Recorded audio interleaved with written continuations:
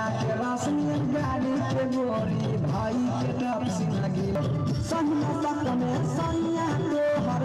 देखो इतना प्यार गे देखो इतना प्यार गे पहले पहले काके सोनारी करी दिल से पुकार गे सन्ना तक में सन्ना तोहर देखो इतना प्यार गे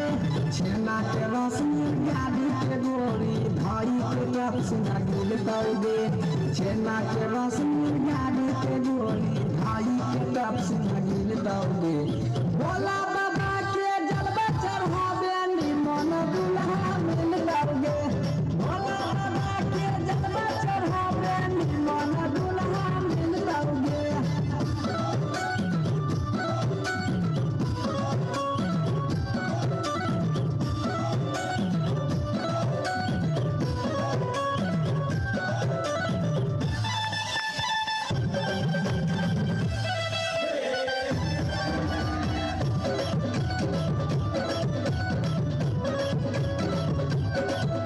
लाली से चुए छो जेना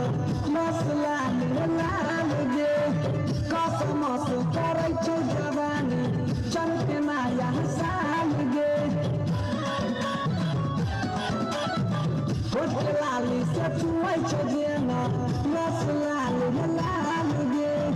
कसम से करे छो जवानी चलते माया साल गे बरसी के अपन दीवाना बनाई ले तबे पलंगिया हिल दौगे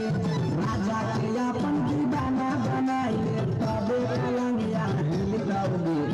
भोला बाबा के जलवा चढ़ावे निमन दुल्हा मिल दौगे भोला बाबा के जलवा चढ़ावे निमन दुल्हा मिल दौगे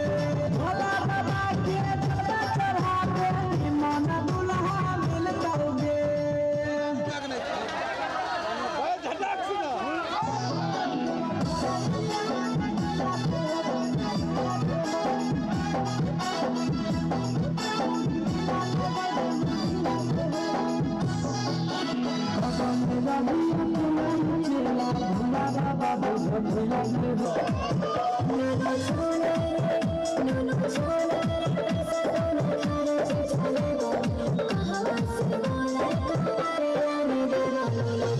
Let's go.